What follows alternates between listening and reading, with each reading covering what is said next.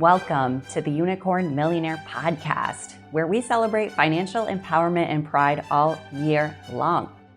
I'm your host, Charly Stover, a non-binary Latinx money coach who's traveled solo to over 34 countries while helping my first-gen LGBTQIA+ and BIPOC community invest in the stock market and themselves. From my journey as a formerly undocumented Mexican American to diving into the world of finance as a stockbroker, I've learned firsthand the importance of financial independence and how you can be anti-capitalist while investing. I said what I said. Through my podcast, I share empowering stories and drop gems on gems, from how to be a Roth IRA freak to buying your first home. I started this podcast because I didn't see anybody like me talking about how to take advantage of capitalism. Whether you're tuning in for financial wisdom, wellness tips, or just to hear about my travels, I keep it real, fabulous, and magical. Subscribe to the Unicorn Millionaire Podcast and leave me a 5-star review. We're here, we're queer, and we're building wealth juntos, juntas, y juntes. Let's get into it. Welcome, Gina, to the Unicorn Millionaire Podcast. How's it going? Good. Thanks for having me. I'm so excited to connect with you and do this podcast together. Yes, same. I feel like we've been internet friends for years at this point, and that's the beauty of our community. We all know each other and know each other's friends, know the chisme, what we're up to. And I'm so happy you reached out for us to officially have a Zoom chat. And just like actually talk, but you're inspiring and everything. And I look forward to hearing from the gems that you're going to drop about visibility, about coaching, all that good stuff. So before we get into it, could you introduce yourself? Yes. So my name is Gina Moreno. I'm a first generation Mexican American from Texas. I'm from El Paso, border with Juarez, which has really shaped my life. I have a background in tech, but chose to leave my perfect dream life and start a new one, as one does. So I'm an entrepreneur full time. I'm a content creator, speaker, and coach to amazing powerhouses, first generation Latinas and women of color. I help them tell their story and gifts and turn them into income and impact. So I'm super excited to talk more about what that entails and just like share part of my story with you and yeah, hopefully inspire some folks, make them take action towards their dreams. So yeah, super happy. Oh yeah, I was creeping on your website. I was like, oh dang, TED speaker, Univision, big ass deal. So Gina is legit, y'all. So yeah, why the fuck did you quit your perfect job? I love that. ¿Sabes qué? A veces when you're an entrepreneur, sometimes I think we've been conditioned to perform so much that sometimes you get into like okay, this is the structure and this is how I'm gonna be. And I love like, why the fuck did you quit? Well, let me fucking tell you. We can cuss out here. Okay. Oh, thank God. I think it started because, emotions are your thermometer. And, I think our parents, and particularly my parents, prepared me to survive and do well financially and be financially stable. But once I reached it, I felt a level of unfulfillment and frankly unhappiness and disconnection with myself that I was like, I really cannot do this too long. Even when I first started and I reached my dream, I really went through a big awakening and a depression because I was like, this is nothing what I expected. And so through my journey of self-discovery, as many people learn, I'm in this lifetime to serve others, and it's what brings me happiness and joy. And what better way to serve them than in my own wisdom and learnings as a first generation Latina. So that's kind of how it started, just feeling really disconnected, and it was years of self-discovery and trying out different things, which at the time I called side hustles. Now I know they're businesses, right? I think I said side hustles to kind of not overwhelm myself and be Yeah. like, okay, it's not a huge deal. It's just like a side hustle, right? But yeah, so in my side hustles, I went ahead and did public speaking. Like, who does public speaking as a side hustle? Right. Yeah, like I did public speaking because, like, yes, I had a TED Talk in 2019, so I ended up doing a lot more talks. I also did content creation, and again, it was a huge tool of self-discovery to share where I was at, my story, my lifestyle, and I wanted to inspire others. And so I did Airbnb, content creation, and public speaking while I was doing my full-time job.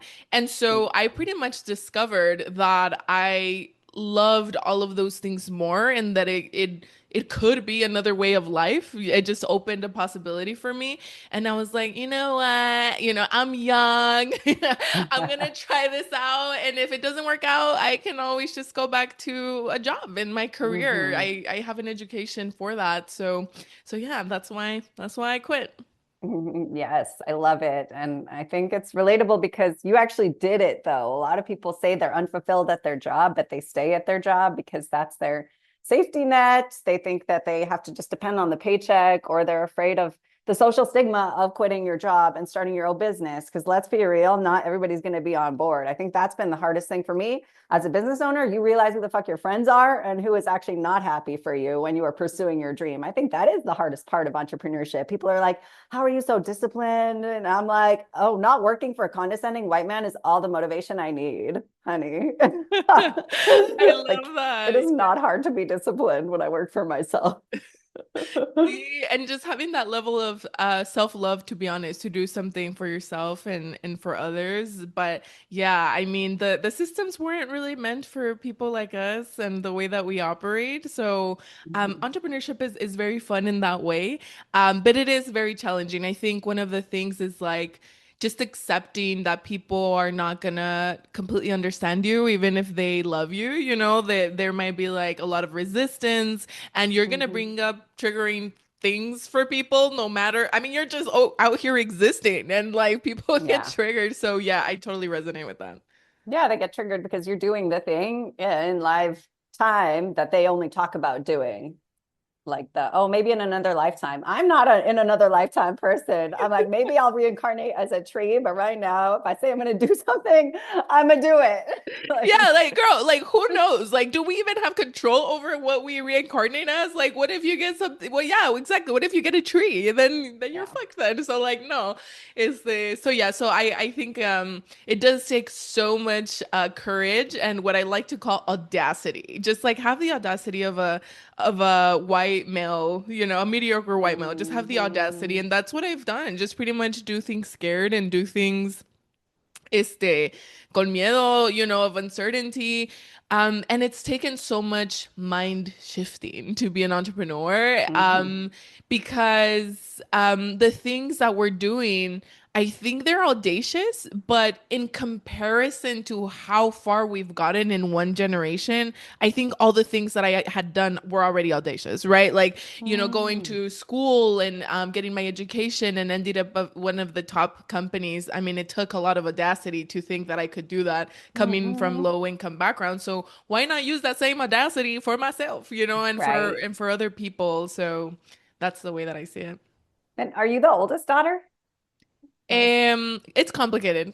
okay. Yes and no. Yes and no. So, I have like step brothers and sisters, and I am the oldest on one side, and then on the Mm. other side, I'm like somewhere in the middle. Mhm. Yeah, I think if you were to categorize me in terms of character, I would be somewhere in between eldest daughter and only child, because also Mm. I was pretty spoiled too. Oh, nice. You're like, I had it good though. Yeah, Sí. I just asked that because I feel like in a lot of the world, a lot of my clients are the eldest daughter who are parentified, who are like the third parent, who have to parent their parents. And there's so much pressure to do that. And I think I want to go back to financially. How did you have like oh, I'm going to have 100K saved so I can quit this job. Because for me, I had only a net worth of like 80K when I quit my stockbroker job that was only paying me like 45K, but I had some money invested in savings. And then I decided, it was COVID 2020, I'm going to move to Mexico where rent is like $400 a month. So I keep my expenses low and start my MBA and start my business at the same time. So how did finances play a role, or did Yeah. they at all in your decision? Because it's a big decision. It is a big decision. No, that's smart. I think I would have definitely lived in Mexico if things would have turned out differently. I think I would have definitely lived over there. But for me, I think I did some things really well and then some things not so well. So I can share that. So first, I knew that I wanted to psychologically have the financial foundation. So first of all, I have a house in El Paso. So then I'm like, okay, I have like an Airbnb that's cash flowing, but that's not my priority. My priority is like the long-term wealth of owning a house in my hometown. So that was one part of it. I was like, okay, I have that, like a little piece of property in case everything goes wrong, I can use that, right? And then the other part is the stock market.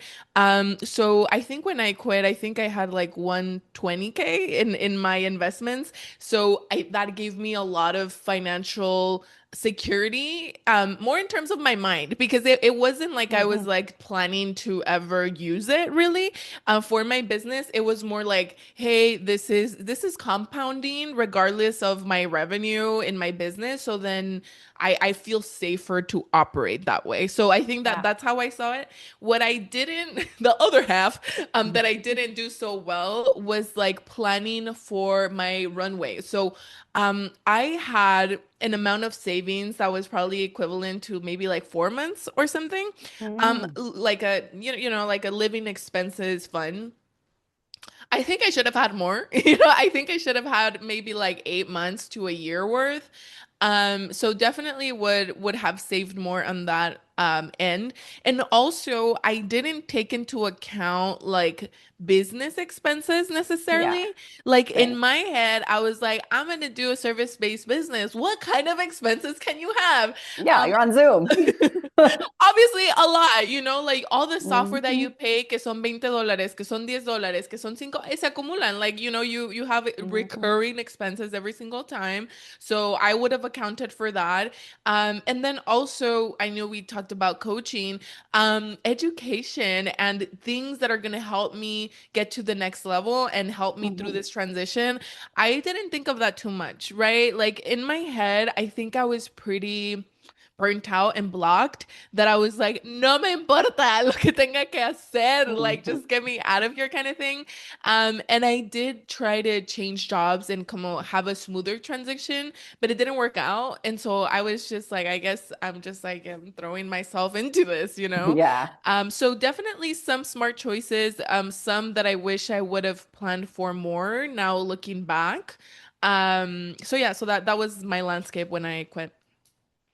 Yeah, like I didn't know as well anything about business coaching. I was like, oh, I'm just going to invest in a course. My first course was Janice's Yo Quiero Dinero podcast side hustle course. I was like, this is cute. I have extra time in my MBA program. Like with that mindset of, oh, this is cute while I'm in grad school since I have the time, not, oh, I'm going to do this full time. But Yeah. that's how it ended up being when I realized my MBA, which thank God was free. If it wasn't free, I would have been pissed. So thank God I got a Peace Corps scholarship for that. But Mhm. quickly I realized the MBA was not helping me at all with my business because it was purely Mhm. like, oh, how to get white men money to fund your business. I was like, I don't want to depend on white men, no, period. Don't, I just, don't you get it? yeah, like, I just want to do my own thing. And Yeah. then in the course, I think it was Karina Davies, relationship coach. She mentioned Kat Del Carmen, how she changed her world and everything. And I was like, oh, I think I want to treat myself since I got a MBA program that doesn't cost $52,000. Let me sell $3,000 of Tesla stock to pay for Kat Del Carmen and her Mhm. 3-month coaching program. So I did that, but I, like you, wasn't intending to like ball out and sell all my stock. It just gave me the confidence to maybe if I need to do this, do that. Cause I also didn't have a lot of cash in savings. I don't have a year's worth of cash savings. because I invest aggressively since I have like relatively low income. I have to be a very aggressive investor. Like Yeah. January 1st hits Yeah. and I put $7,000, find it some way, somehow from somewhere and put in my Roth IRA. I don't wait. I can't afford to wait because Mm-hmm. you know, then I won't retire early. And that's the plan, especially if you have low income, you have to front load and be aggressive with investing and just trust that, like you say, it'll compound long term. But yeah, Mm-hmm. investing in one-on-one coaching was never something anybody in my family did, but like you say, we were already cycle breakers anyway. For me, I am the first and only openly queer trans person in my family who like doesn't have kids, who's like single at 34. And so I think as badass as we forget how far we've come already, and it just doesn't stop. See, it just keeps going and going. I think that's the nature of a cycle breaker. You just como se dice, open a can full of worms and then it just keeps going. I think that's the nature of our journey. But yeah, I love that you are a very aggressive investor. I think, I mean, I'm in the finance Unicorn Millionaire Podcast, right? So of course Yes. finances are big and important to you, but yeah, I think just the stock market is such a great way to have passive income. You know, when we talk about passive income, Airbnb is not as much as passive as it Mm-mm. is to be in the stock market. Right now that I've done both, I know, I mean, obviously diversification is important, but girl, like the stock market is truly like the best thing that you can do. And I love how aggressive you are with it because I mean, we know the younger that we are, the better, right? Like it's gonna be Yeah. easier for us when we're older, and it's hard. It's hard to switch from survival mañana mentality to like let me think of Mm-hmm. myself 5, 10 years from now, and what is she gonna be grateful for that I did now? So yeah, so I love Mm-hmm. that mentality. Yeah. So when you started coaching, you and I, we all struggled to call ourselves coaches for a Yeah. while. I think still 5 years later, I tell myself, oh, you need to call this a coaching call with your clients. Like reemphasize for yourself that you are a coach instead of just being See. like somebody's bestie that's really good with this and you hop on. Because I'm just so used to like, yeah, Zoom, let's totally transform, flip it and reverse it, change your life. And I'm like, no, I'm a coach. So can you talk about the See. how you started embodying that for yourself? Yeah, no, that's a good question. And also, I want to acknowledge the other piece that you were talking about. Like, I didn't anticipate investing in coaching like that. I was like, como no sé qué estaba pensando. You know, like in my head, like I knew what I wanted to do and end up doing. I knew that I wanted to end up being a coach. But there was so much identity work there that I had to do to even accept it. Like to be like, oh yeah, that's something Mhm. that I want to do. So yeah, so I did end up investing in Liz Fernandez's group program, which is actually called Therapist to Coach Collective. I'm not a therapist. I have a background in tech, but I think the structure of her helping you start, launch, and execute on your coaching business was something exactly what I needed. So that's what I invested in. Mm. I also invested in a public speaking course because as a multi-passionate entrepreneur, I wanted to do multiple things. So then I also invested in a public speaking course. His name is Odell Vizel, and I did his course. It was really helpful in terms of setting the foundation for a speaking business as well. So then I needed those things. So I did end up investing in those two. And then when thinking about being a coach, I think, yeah, the hardest part was just like being okay with that title. Like I was like, I don't feel comfortable with it. Like can we do like guide? Like I feel good with guide. I feel good with mentor. But guide, I think it sounds very como not grounded in strategy. Como it sounds a little bit more like a spiritual guide or like a life guide, which is cool. Like that's part of it, but definitely, that's not the whole thing that I am. So then I was like, no, I mean, coach is probably the best word to use. Y siento que it just came from maybe not having exposure to what coaches work. I wasn't in sports, so I didn't also have that reference of like, oh, an athletic coach. So for Mm. me, when I thought of coach, I just thought of this person who had been doing the same thing for 25 years and was an expert in a certain process, and they were going to coach you through this process. And so I didn't feel like I lived up to that name. Mm. Up until I think identity work is also embodiment work, which is just doing the thing. And that's the only thing that's going to help you embody it, right? So once I Mhm. started coaching and helping people through starting their business, through starting creating content and being consistent in it, through being visible and help them through those visibility blocks, that I help them gain results, like, somebody bought their first property, somebody got their first keynote speech, and I Mhm. was like, oh, I can help people get results. My business is a real business. I'm solving a problem that somebody has, Mhm. and I can call myself that, right? Like it's what I do. There's Yeah. no other name that encompasses what I do. Mhm. Yeah, I love that. And you put it into practice, which I think so many people get stuck on it, or they think they have to get the certification or do all the market research and do a million free coaching calls. And it's like, nah, I started charging for this shit after my first free call with my friend. And I charged like $30 an hour. And then Seriously. I charged $50 an hour and then 120 an hour. But then in order to scale with Kat, she was like, you should offer packages so you have more impact, and it's not just like a hit it and quit it one session. You want to work with people that want the transformation, because you don't just go, hopefully, to a therapist once. You keep seeing your therapist because there's more and more to work on. But yeah, there's a lot of blocks that people have in terms of calling yourself a coach, because there's so much stigma. Even in the movies, they make fun of life coaches. Like, oh, this chick moved to Bali and became a life coach. Ha ha ha. It's just so stigmatized.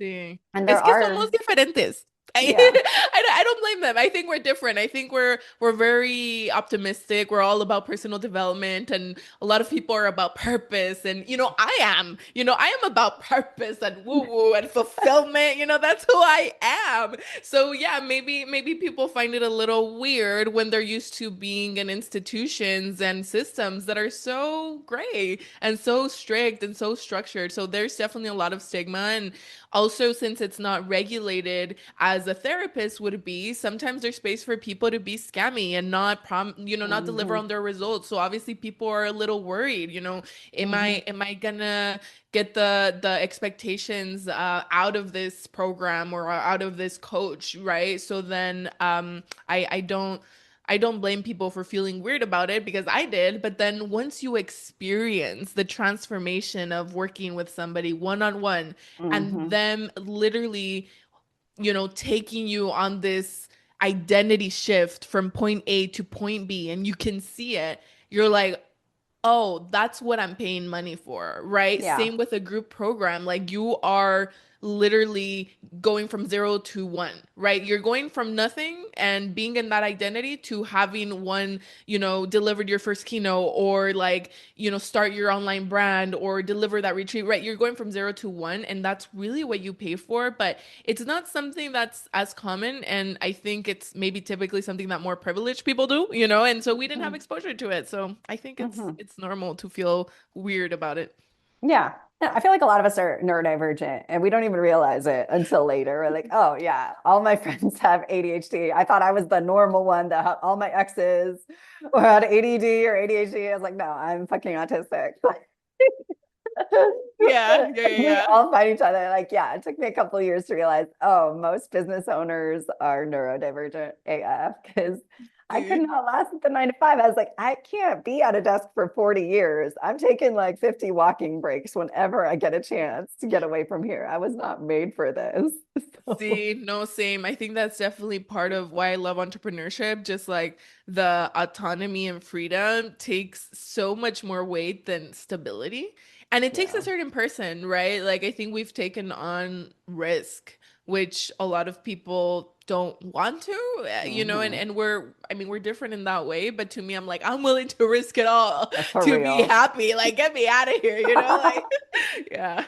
Yeah, I don't do well with authority or meetings for the sake of meetings or small talk. I'm like, no, I don't have time to waste for these meetings. They could have been an email or should not Yeah, have this even is my been. life. Like, are Yeah. you gonna give me my life back? No, I'm only young ones. Yes.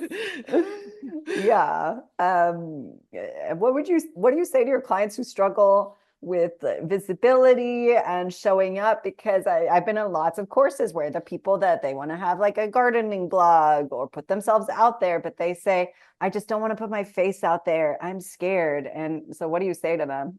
Yeah, there's so many things.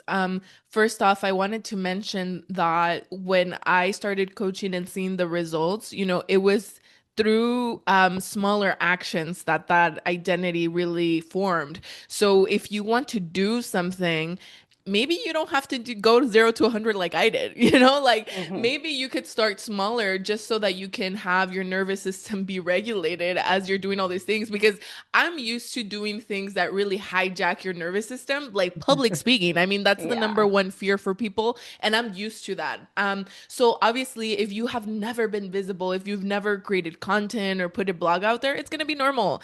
I mean, especially for women of color, let's acknowledge like our background and the history of like our parents not wanting to stand out, maybe for different reasons or legal status, or not wanting to llamar la atención, to be too Mm-hmm. much, to call attention. So it's kind of ingrained in us sometimes not to want to be out there, because it feels vulnerable. Like Mm-hmm. people can see what I'm creating and who I am, so it I just want to acknowledge that it does take a lot and not take it as like something simple.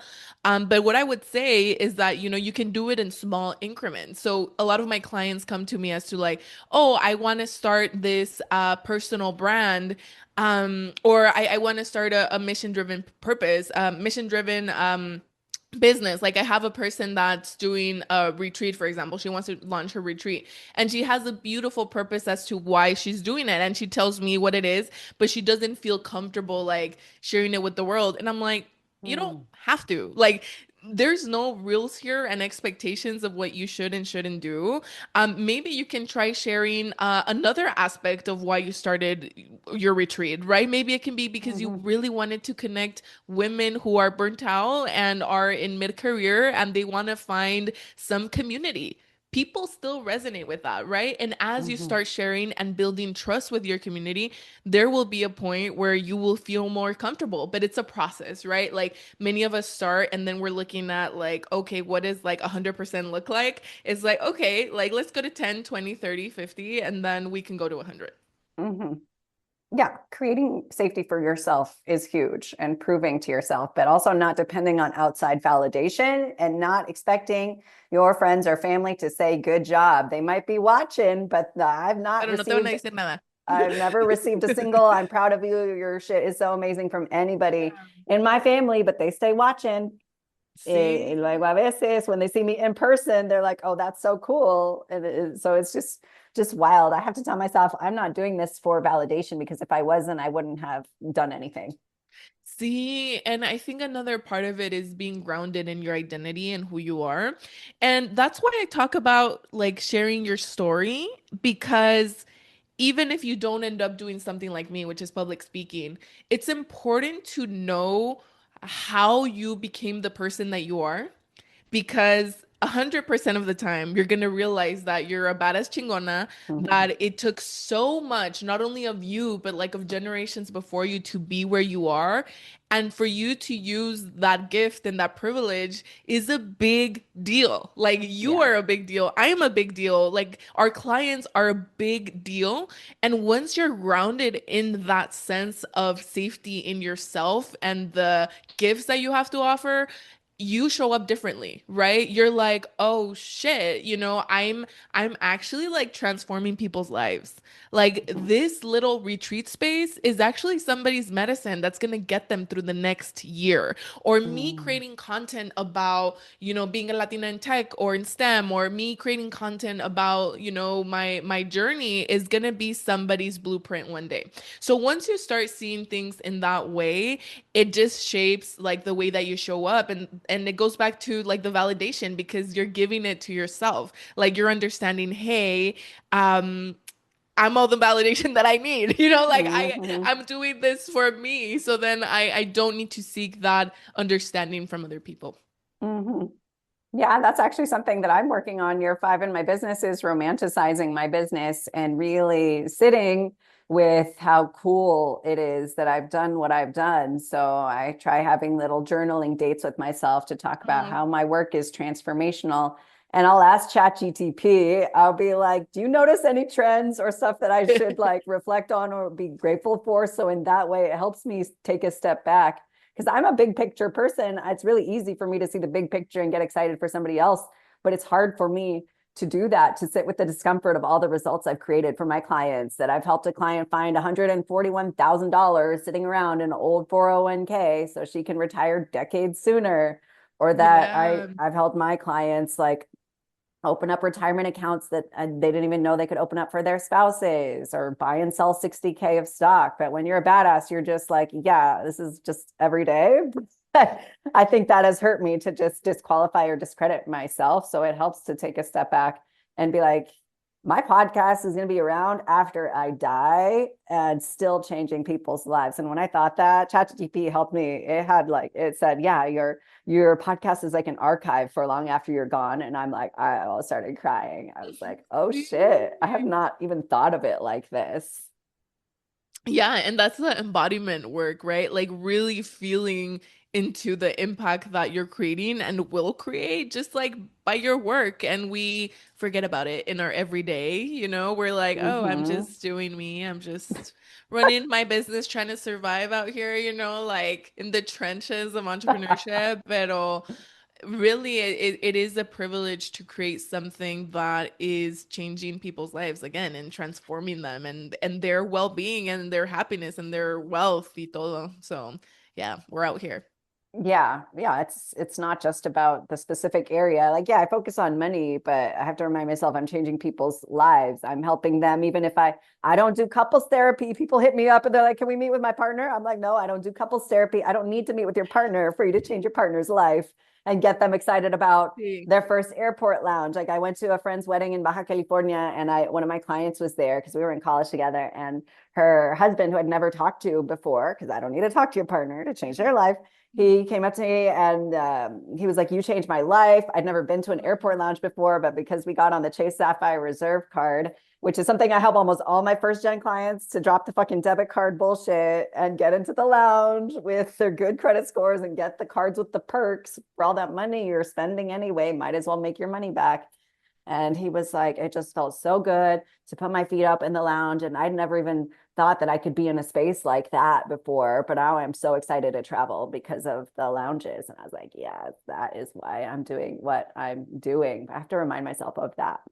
Sí, sí, porque cambia la vida, like just having those experiences. Like I'm thinking even of the lounge. I mean, it's like, wow, I get to do this, right? And it's the same feeling that I do with my clients. It's like, wow, I get to create something that I love and make an income out of it. Like I get Mm-hmm. to be happy, like I get to make money. Like I think we open up the possibilities for people. Like that's what coaches do. And taking them through point A to point B is like really what they're paying for. And yeah, like it is really rewarding. Like it's the most rewarding job.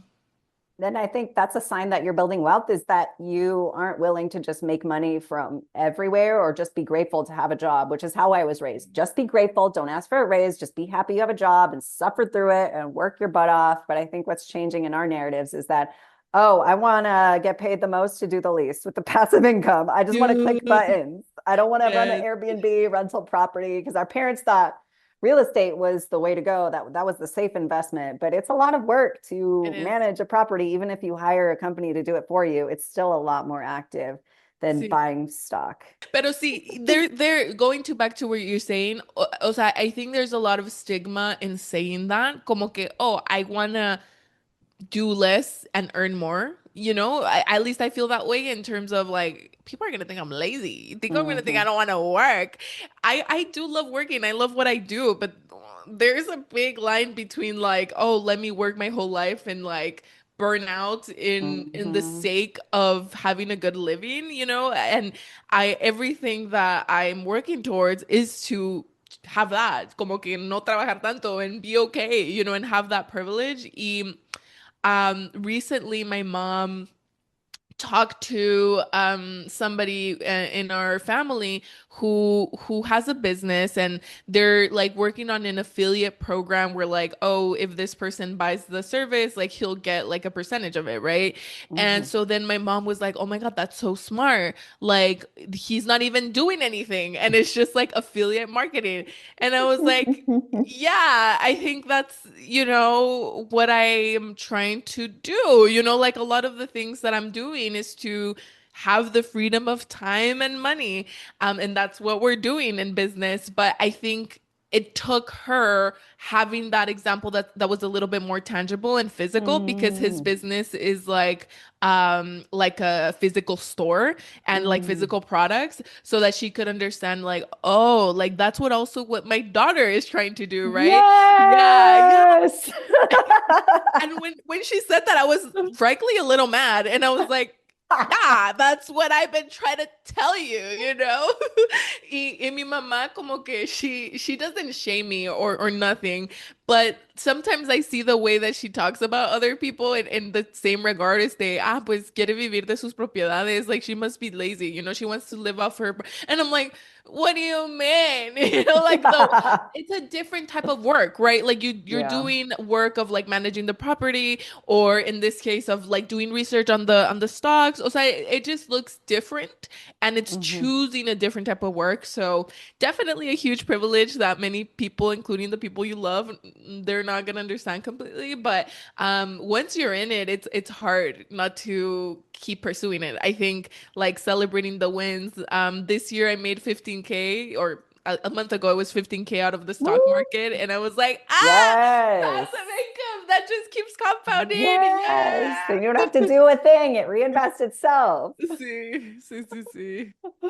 Yeah, it's funny how it takes some examples for it to click for some people. Because when you mentioned that example, I just think of how the cast of Friends makes millions of dollars just from a show that was taped in the 90s. Yeah. And I forget what the word is called. It's not remittances, it's whatever. Sí, sí, como royalties, ¿no? Yeah, Like, so it starts with an R, royalties. sí. Sí, I mean, we wouldn't know, but yeah, it's Yeah, it's kind of like that, or how I refer people to credit cards all the time. I make hundreds of dollars, but it's a product that I genuinely believe in, and I clearly show the value in. Like the Chase Sapphire Reserve card, people are like, oh, it's 550 a year, but I take the time to explain, no, it's worth it. I am a single person with no kids, and I make that cash back just alone in rewards for paying for myself. As somebody who doesn't even pay rent, I have low expenses. I'll probably sí. spend like 2K a month on the higher end. Um, and then it raised the fee to 795. And then I was like, oh, people are gonna freak out. But I'm I just freaked gonna out. keep explaining. It's fine. I got it in the mail, and I was like, ooh. I was like 795. Sí, porque I do have that card. I've had it for several years. So Yeah. cuando me mandaron un pamphlet bien bonito, I was like, what's going on? So yeah, but I understand. O sea, it's different. Like it's an investment.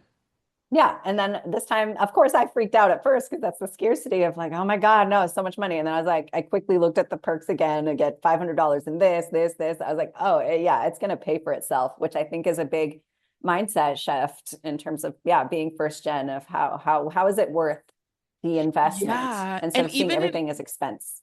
Sí, y lo mismo con servicios, right? Like with services, with coaching, I think maybe if you're still in more of a survival mindset, it's like, y esto que chingados va a ser?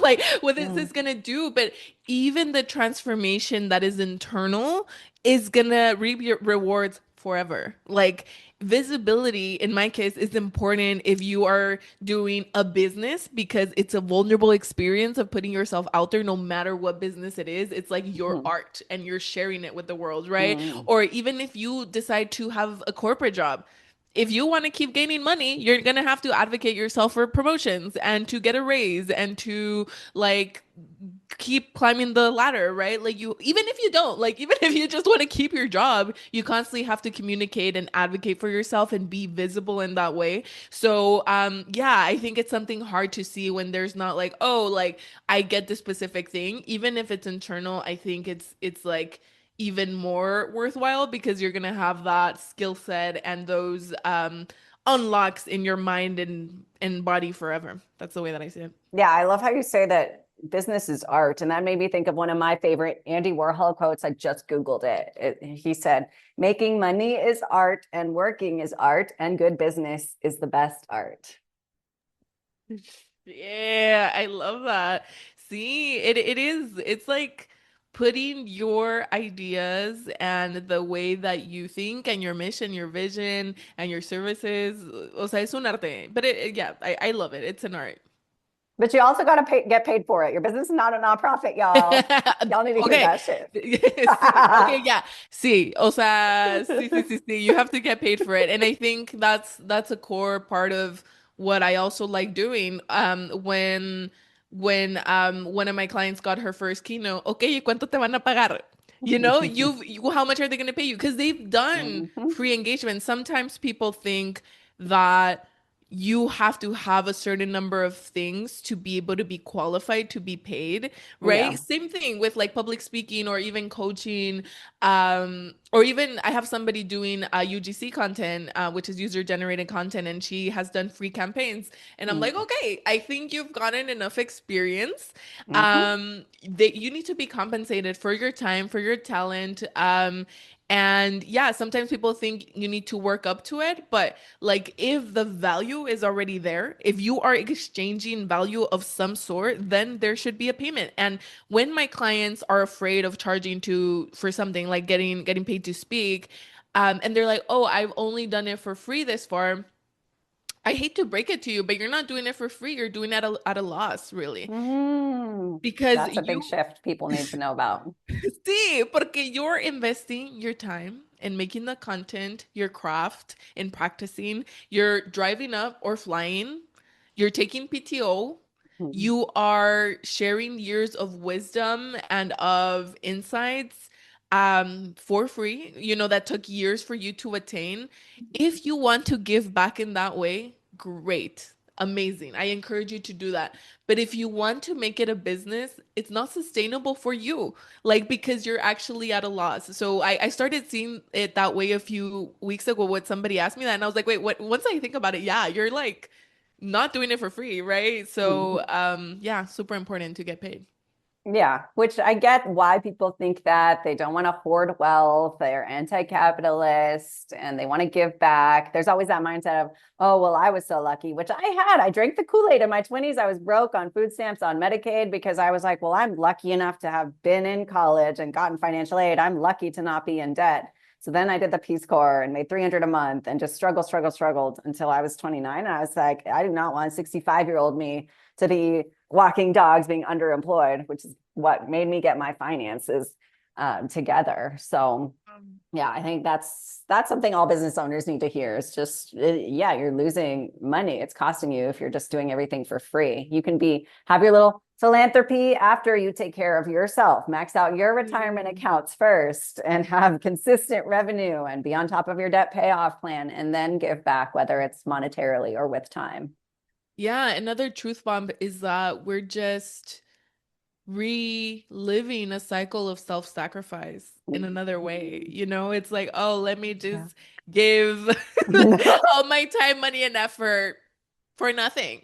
And you don't realize that it's the cost of at the cost of your own well-being. I'm also not for that. I want people to have an impact in the world, but on themselves as well, Yeah. right? Like you cannot keep doing that and expect it to be sustainable. So yeah, I think a lot of people struggle with that. But even when I think about your services, let's take public speaking. You want to be a public speaker, you're feeling some type of way about being paid.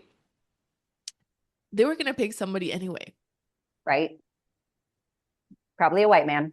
Probably a white man. Like, would you prefer for you to share your knowledge and feel worthy of it? I think that's the challenge, like feeling worthy of it, or como que somebody else to share their knowledge and they're still gonna be paid, right? Like that's the way I think of it for events. I'm like, they're still gonna hire somebody. Mm-hmm. Might as well be a woman of color that actually has people's best interests. Like we Yeah. want good people to have money. We want Yes. good people to be rich. Yeah. Oh, so many truth bombs, como dices. I love this. See, lots of mindset shifting. So good. But yeah, I think this is really important for people to hear what we've struggled with and the mindset shifts. I know I share kind of the darker side throughout, but I like that you counteract it with the good parts of it.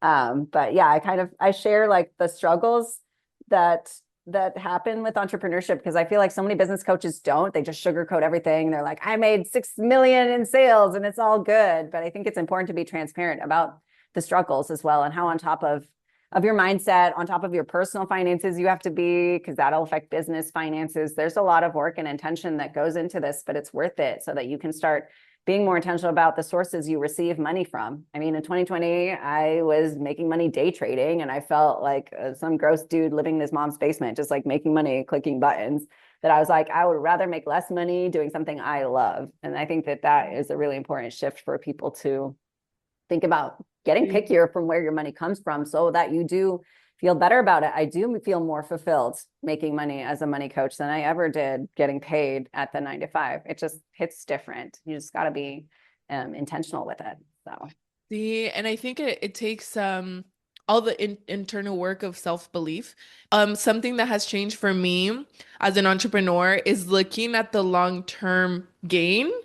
I think that's just been a shift with everything in my life, because even if you're having a hard time right now as an entrepreneur, you're putting in the work every single day, that if you have the self-belief, you will get to a place where like you feel like you reached your financial goals and your business goals, and it's long term, right? Like it is a long-term game. So that's the way that I see it. And it's hard to shift from like, oh, let me get this like quicker win, instead of like focusing on something that's going to be long term. So that's the way that I see it. It is the fastest ticket to personal growth that you can ever get, but I think it's so rewarding and fun, and I'm a way better fit to do this. And yeah, like I'm also figuring it out, you know? yeah, and that's important for people to hear. We're all just figuring it out. Some people are just better at hiding it than others, but we're all just out here Sí. trying Sí. to improve. Es que te acostumbras, you know? I think it's like Mhm. the messy middle of like identity. You're just like, oh, I'm not where I want to be, but I'm also not the person that I used to be. And that's what I feel in my business. That's what I feel in many areas of my life. I think I've kind of just gotten used to being in the messy middle. Like Yeah. that's just life. Como que it just keeps going, because if you're a person that wants to keep growing, that's the way it's gonna be. Mhm. So good. This is so juicy. I'm like, we can talk and talk forever. Sí, sí, sí, pero ya los devices, they're like, all right. Ya se cortó el internet, ya Ya. como que ya se cansaron Mi el luz se gave micrófono. out. Like it's just like, oh, alrighty, wrap it up. Is there anything else you want our audiences to know about anything that you do, any lessons or anything before we wrap up? Yes. Well, thank you so much for listening to our episode together. I'm so grateful. I hope that you resonated with it. If you're somebody who feels maybe unfulfilled, or like you feel like you could be doing more in the sense of like more purpose and more impact, just know that you can, and there's tangible ways that your life can significantly improve once you accept that. And yeah, if you're interested in working with me, please check out my links that are going to be in the show notes. I do have a group program that's meant for people to learn to monetize their gifts, stories, and experiences. So I'm here to serve. Feel free to DM us. Dinos como qué pensaste. Let us know what you thought of the episode. If you resonated, Yes. super happy to be here and connect with everyone. Yeah, and you have a newsletter too. Like your website is on point. It's so professional, so Muchas beautiful. So, gracias. yeah. Yes. So if you want to hear more from me, I do have a podcast, se llama Empowermente, the headquarters of personal empowerment. Y I do have a newsletter that goes out. And so you'll find the link in my website. So anyway, you want to stay connected, I'm here to serve. Yes, I love it. Thank you so much for being such a bright soul and leader in the world. I'm super happy that we connected, and we'll talk soon. Sí, muchas gracias. Thank you so much, Charly. Appreciate you. Bye. Bye. Thank you so much for listening and dropping into today's episode. If you want to connect with me and work one-on-one on your money goals, I invite you to book a call to learn more about how I can help you with my money coaching program. I work with folks one-on-one long-term so that you can twerk your way to early retirement. I also want to invite you, if you haven't yet, to join my Unicorn Millionaire newsletter. I love dropping money gems through my newsletter right to your inbox, and I share my latest updates and invites to my free personal finance classes. What is better than that? I'm getting them from an MB who is queer and can't stop, won't stop talking about that Roth IRA freak life. So get that juicy goodness at the link in the show notes, and don't forget to visit my blog, unicornmillionaire.com, and come twerk along with me on Instagram at Traveler Charly. That's Traveler Charly with a Y, because that's how they spell it down in Mexico. The information contained in the Unicorn Millionaire podcast is provided for general informational use only. Your purchase, download, and use of this material does not constitute a client relationship. The views expressed by the Unicorn Millionaire podcast hosts and guests are not intended to constitute accountant, legal, tax, certified financial planner, stock advisor, or other professional advice. Users of this podcast material should not act upon this information.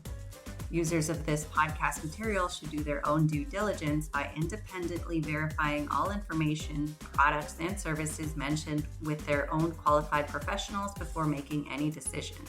We assume no responsibility for information contained in the Unicorn Millionaire podcast and disclaim all liability with respect to errors, inaccuracies, omissions, misleading, or defamatory statements.